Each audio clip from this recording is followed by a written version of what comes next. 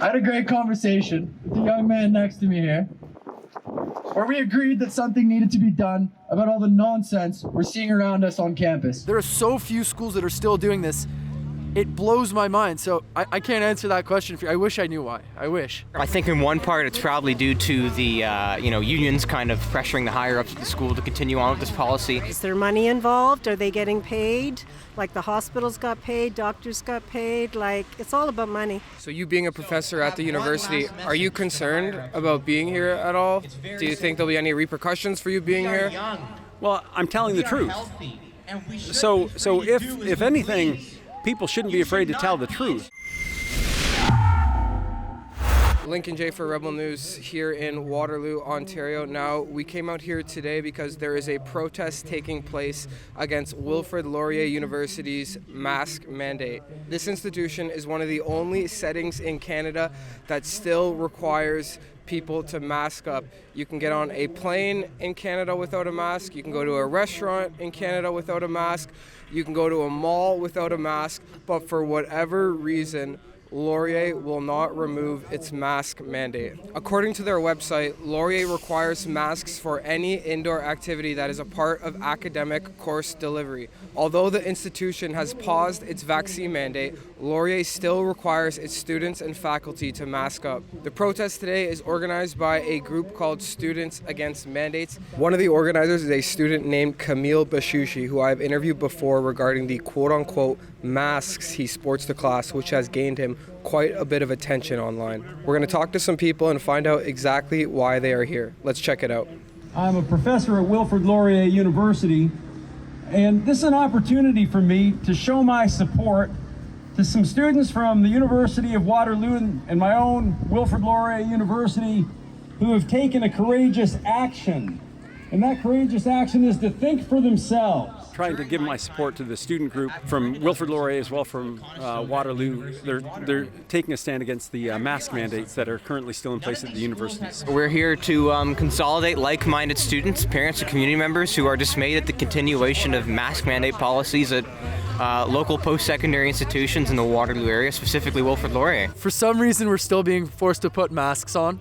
As the speakers, I had Dr. David Haskell and Dr. Matt Strauss speak just now and explain that not only do the ethics and the morality behind forcing students, the youngest, the healthiest people in our society to cover their faces, doesn't align with any sort of ethical basis, but the science goes against it too now at this point. Personally, I come from a political background where I consider myself to be on the left.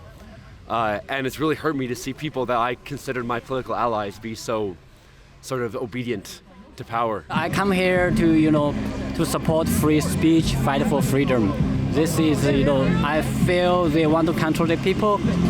That's something I don't want to accept. It's frankly misinformation to say that masks work at this point. So I want everyone to listen to the science, #follow the science. I'm not embarrassed to be on the side of science, and I think that it's clear that masking causes harm. If people only knew that masks are causing harm, they're not saving anything. Do your research, folks, please. We wanted to create a forum for dissident, academics, researchers, and physicians to come out and speak back, and we have many in the crowd right now. Some spoke, some didn't, but I think this event was a complete success. We got our message across, and I'm very happy with how everything turned out. I'm here with many supporters here, which has been incredible, to say enough is enough to the school, to show the school that we're not alone. Yeah, there are students that are refusing to throw these things on, but fundamentally, something needs to be done about this. The school they don't have any justification at this point, and we're tired of it. We're tired of it. Why is Laurier continue to take this stance? Well, I don't know, because what we know is that there's a lot of good science that shows that masking doesn't actually stop viral transmission and spread. And the university, it holds itself up as this beacon of knowledge and also the advancement of science. And so for them to ignore this evidence is really, it makes people begin to question the mandate of universities themselves. I think that there is powerful interests who want these sort of restrictions to continue for whatever reason you want to say. I don't think it's because of health. Power struggle, it's not, the masks aren't doing anything for anybody, so I don't honestly know why they're doing that. Is there money involved? Are they getting paid? Like the hospitals got paid, doctors got paid, like it's all about money. It's completely arbitrary in nature. I mean, they did not have these policies in the summer of 2022, but yet they've brought them back and they still have them in place since September. I don't want to be conspiratorial, so I don't know why. And you know what? That's a good question for the administrators at Laurier. If anyone wants to reach out to me or Lincoln or anyone and explain why these mandates are still in place. You have schools like University of Waterloo that, quietly but nonetheless dropped their mandates in January. If Laurier wants to answer that question, there are so few schools that are still doing this. It blows my mind. So I can't answer that question for you. I wish I knew why. I wish. I think it's starting to turn into like an ideological war more than anything. People are too strung up on their egos and they don't want to admit they were wrong. So you being a professor at the university, are you concerned about being here at all? Do you think there'll be any repercussions for you being here? Well, I'm telling the truth. So if anything, people shouldn't be afraid to tell the truth. And if you are afraid to tell the truth, your society is already lost. So I'm not afraid because we can never be afraid to tell the truth. At the beginning of the pandemic, people were terrified. And when people are afraid, when they're panicked, and COVID was scary. COVID killed a lot of people. But when people are panicked, they sometimes make wrong decisions. And when large groups of people make wrong decisions altogether, they fall into groupthink. And it's hard to climb down a tree, from a tree once you've climbed up.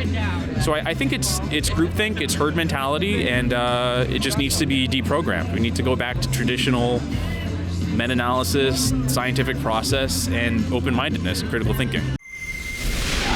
Thanks so much for watching, guys. My producer Efron and I made the trip here from Toronto to Waterloo to bring you guys the other side of the story. If you appreciate reports like this, you can go to rebelfieldreports.com and you can support our coverage. Thanks, guys.